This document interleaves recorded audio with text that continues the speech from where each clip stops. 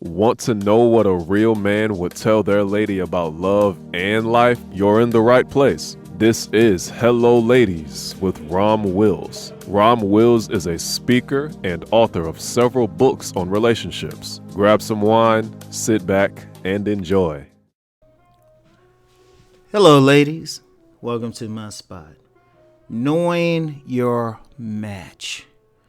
You know what, ladies? I'm going to tell you what. One of the biggest issues I see with women trying to find that right person is not knowing who they really matched with.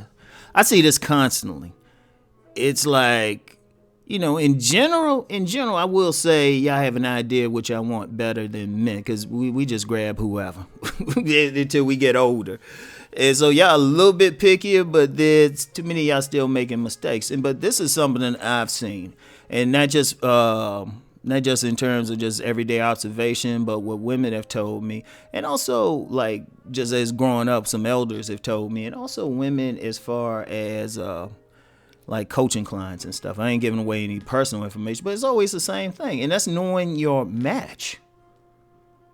Like, you might think you want that dude who's, that dude who's like real handsome and he tall, he muscular, he making money too. He's 6 figures and stuff. And you might think, yeah, I want that dude. Let me go get that dude, right? And then you actually get with that dude and then you miserable. You know why? That really wasn't your match, right? You really wasn't compatible because, that dude, I'm going to tell you why. That dude ain't spending any time with you, right? And that's usually what the case is. When women get the guy they think they want, then it's usually like, it's 2 things. He's not spending time with you or he's mistreating you. Now, with the not spending time with you, right? What good is being in a relationship with that dude? Yeah, it look good to say you with him, but, he ain't spending time with you because, he's tall and muscular, but to be muscular, he got to spend some time in the gym, right? And if he making money too, he ain't working a 40-hour week. He working at least 60. So it's like he ain't spending that much time with you. And plus, he might be focused more on business, right? And there's a third thing I'm going to throw in there too. Okay, so that's one thing, right? Then you might get with him. He might treat you like shit. He might treat you like shit. He might just be some evil dude or something. Because sometimes women looking for that like superficial thing ain't thinking, okay, just because that dude look good don't mean he's a good person. I've said this publicly. Everybody talking about Pookie and Ray Ray, but the biggest players are sometimes those guys who look the most ideal. On paper. Those are the masked men. And they ain't going to let you pass their mask, so they going to be like, they'll deal with you a little bit, then they'll drop you. And you thinking what happened, it was like they dropped you from the get-go. And then the third thing, and really the most important, y'all might just not be compatible. And this is a problem in overall relationship. Men and women have this issue. People do not think in terms of personality compatibility, right? People do not think in those, like I'm gonna tell you a big thing that get on men's nerves about women, being flaky. And I actually know someone who she's had that complaint since she was young, right? Men, it's constant. Somebody saying she's flaky. But then, despite that, she don't deal with guys who can actually deal with that personality quirk. That's her match, somebody who can live with it. Like, there are people who can deal with that personality. There are some men who they just got the patience to deal with that personality. Or any personality they got. If you say you like one of those women, right, who you really want that take charge type of man, right? You want that take charge type of man. That man takes responsibility. Yet you going for the superficial thing, based on his looks and based on how much his credit score and all of that. But he might not be a take charge type of dude. He might have a high salary, but he's a yes man. And then, you that type of personality because you're not as aggressive and stuff and you pass. And that's nothing wrong with that. Every personality type serves it. But the guy to match for you is a guy who's going to be out there and take charge. Or even if you got some women who kind of take charge on their own, bossy, and, maybe like used to exercising more control, like legitimately more independent and stuff. The right match might not be a guy similar to you. Right match is some guy who can deal with that personality. Now, that's not something personal I can deal with, but I got to be real out here. Some women just have that personality where they're a bit more dynamic, a bit more aggressive in their own right. And there's nothing wrong with that. Let me just be clear on that. There is nothing wrong with that. It is what it is. But the right guy for you might not be that type of guy. Like every single person got somebody they're going to click with, and they got people they're not going to click with. And to me, the most logical thing, and I've told this to men before, and I probably need to say it again, but look for the person you click with, right? Now, I'm going to tell you what, sometimes some other people could say it. Let me tell a story. I remember this woman I played, I think I mentioned this story, this woman I played soccer for in her club. She actually set me up with her niece. And me and her clicked right away, because what she said is both of y'all are unique.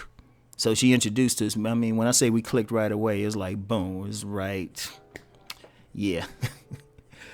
And I mean, and I thought about it, but there was some other circumstances we didn't actually end up getting together, which is cool.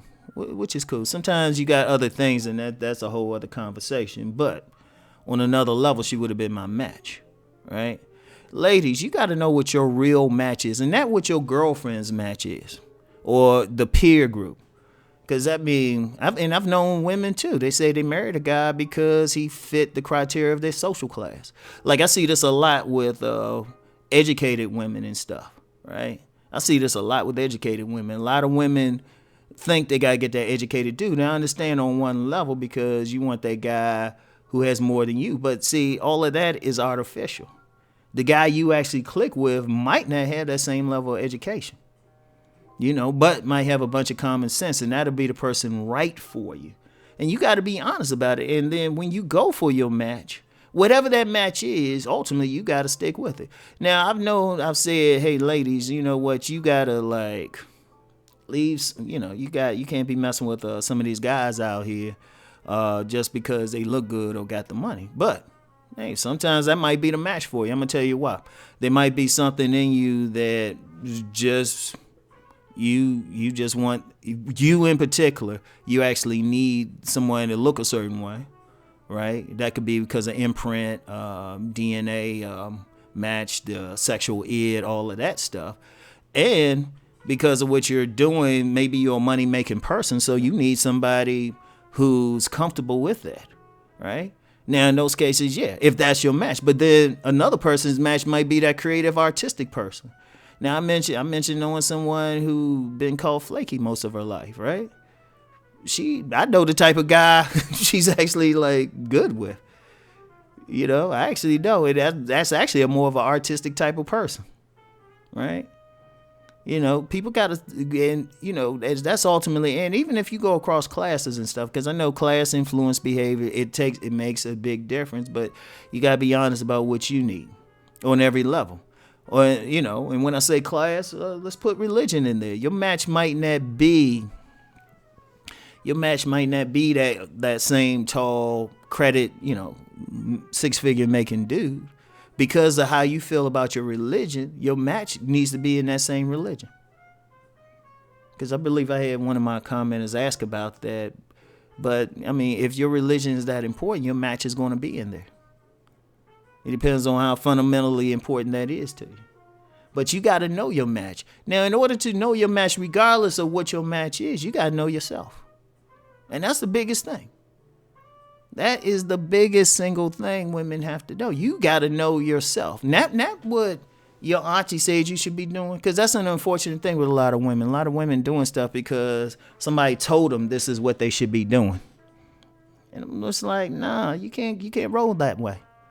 You cannot roll that way. You gotta know what you're about, and you gotta know it on all levels, and you gotta be honest with it. Because once you know, ladies, I'm gonna tell you what. Once you know what your match is, your true match, like who gonna get along with your personality, right? Who gonna deal with your quirks, right? That's part of it too. Who gonna deal with your bullshit?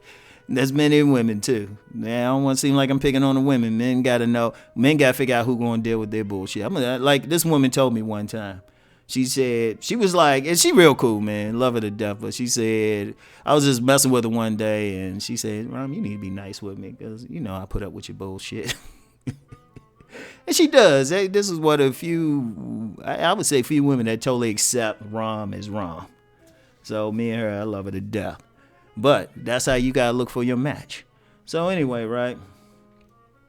Know your match. All right? So that's the most important thing. So that's all I got for you, ladies. And I'll talk to y'all later. Peace and blessings.